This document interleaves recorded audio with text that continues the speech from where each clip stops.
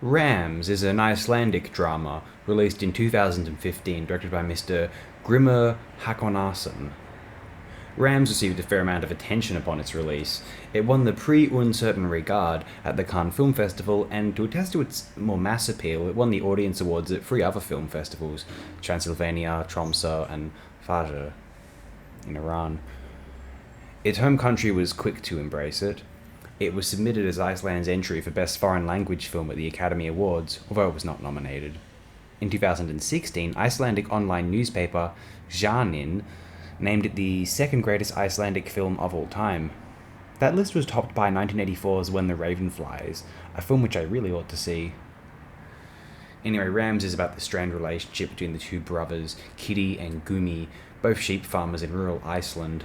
They live in 2 separate houses on the same farming property. The source of their mutual resentment is never rendered overt, although it is heavily implied to stem from Gumi being the legal owner of the farm, which their parents seemingly chose not to inherit to Kitty, likely due to his personal issues, a seeming mental instability also enforced by alcoholism. A prize-winning ram reared by Kitty is discovered to be infected with scrapie. Scrapie is a contagious disease affecting sheep and goats. This disease is discovered to have infected 2 other farms, and so this unfortunately necessitates the slaughter of all the sheep in the valley. Gumi slaughters his own flock before the biohazard team arrive, although he hides 1 ram and some ewes in a basement. Kitty refuses to kill his sheep, and so the authorities are required to cull them. Eventually, Kitty uncovers Gumi's hidden sheep and wants to help him in preserving them. It pains me to say, although there could be no other way, this evocative story ends in tragedy.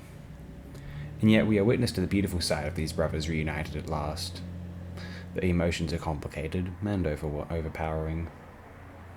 In some respects, this is an obvious European drama, designed to appeal to festival markets, contemporary festival markets, I should say, of 2015.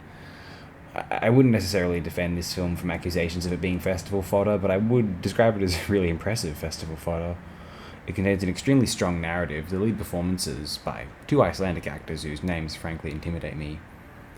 The lead performances are incredibly arresting, and its cinematography is stellar, utilising anamorphic lenses so as to capture the beautiful brevity of the Icelandic landscapes. The director of photography was one Sturla Brandt Grovlen, who you might note as also acting as cinematographer for 2015's Victoria by Sebastian Schipper. If you have seen Victoria, I imagine you have just vocally or internally expressed some form of being impressed. I just now have, noting Grovlen's filmography, have realised that his work was employed for some very recent features of some highly noteworthy artists. I haven't seen these films yet, but in 2020 alone, Grovlen acted as cinematographer on films by Josephine Decker. I was a big fan of 2018's, or 17's, Madeline's Madeline. Go check that out. Ben Zeitlin, you may recall, directed Beasts of the Southern Wild way back in 2012. Well, back in 2012. Thomas Vinterberg, the veteran Dutch filmmaker, and Johan Johansson. Yes, that recording artist and film score composer. Good on you, Sturla.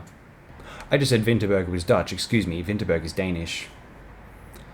But yes, as much as I appreciate this film, I will state again my understanding of any hypothetical cynicism toward it, because hey, in its own way it goes through the motions: contemplative close-ups, intimate long takes, soft-spoken dialogue sequences punctured by bursts of rage, figures moving in the distance of a landscape. Rams has it all, and Rams knew exactly who it was trying to appeal to. It was trying to appeal to that very familiar European market of contemplative characters residing in blank. The slow-paced, down-to-earth depiction of life, typically through older protagonists who wear their emotional baggage on their sleeve. Essentially, it is something in Australia you would see on SBS and know exactly what you were getting into. But while this is a kind of an obvious work of festival fodder, it still operates beautifully within the parameters of such a distribution pitch. It was remade as an Australian film, actually, in 2020, also titled Rams, and starring Sam Neill and Michael Caton. I haven't seen it. I probably won't. But hey, I do enjoy the experience of viewing Rams. Predictable, perhaps, but wholly beautiful as well, in my opinion.